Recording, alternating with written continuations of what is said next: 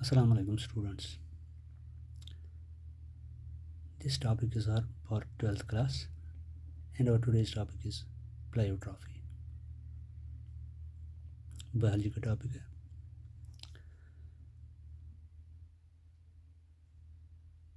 देखो बच्चों, अभी तक हम पढ़ रहे थे कि एक जीन एक कैरेक्टर को कंट्रोल करता है। मसलन टॉल हाइट का जीन है तो इससे टॉल हाइट कंट्रोल होगी। फ्लावर कलर का जीन है तो इससे फ्लावर कलर कंट्रोल होगा। पॉड शेप का जीन है तो पॉड शेप कंट्रोल होगी। इसी तरह से सीड शेप का जीन है, सीड कलर का जीन है तो इसे सीड कलर कंट्रोल होगी। लेकिन अब हम देखेंगे कि एक जीन से मल्टीपल कैरेक्टर्स कंट्रोल होते हैं,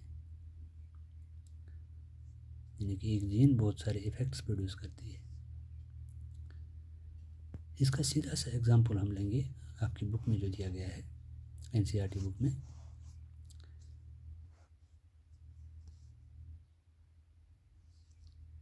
वो ये है कि अगर हम ह्यूमन बॉडी की बात करेंगे तो हमारे अंदर एक एमाइनो एसिड होता है, फिनाइल एलानिन। इस फिनाइल एलानिन को हाइड्रोक्सिलेशन करने के लिए एक एंजाइम जिसे हम कहते हैं फिनाइल एलानिन हाइड्रोक्सिलेज, ये इसको कन्वर्ट करती है टायरोसिन में। एक टायरोसिन एक आम एमाइनो एसिड है क्योंकि ये कंट्रोल करता है skin pigment that is melanin. ये कंट्रोल करता है हार्मोन्स या न्यूरोट्रांसमीटर्स, हार्मोन्स मसलन थायरोजाइन, एड्रेनलिन, डोपामिन, बहुत सारे कैरेक्टर्स हैं, मैं नहीं बता रहा हूँ।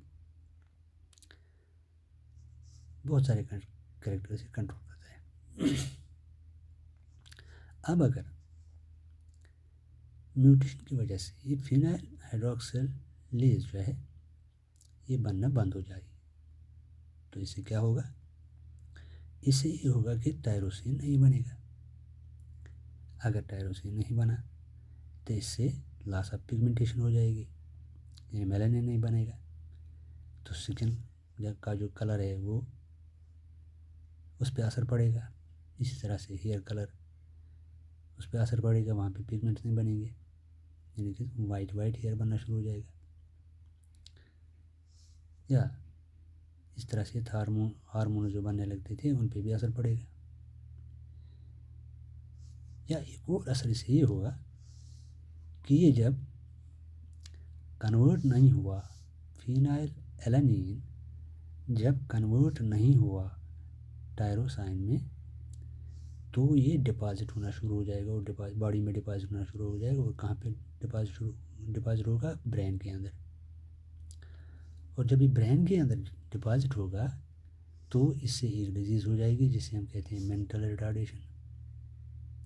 तो इस तरह से हमें दो चीज़ें, यहाँ पे मैं दो ही बता रहा हूँ, इससे आगे और भी बहुत सारी चीज़ें हो सकती हैं, लॉस ऑफ पिगमेंटेशन और मेंटल रिटार्डेशन।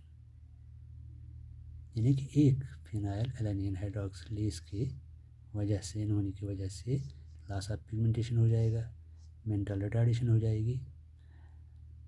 तो ये एक जेनेटिक डिजीज़ जिसे हम कहते हैं फिनाइल कीटोनुरिया ह्यूमन्स में पैदा करता है।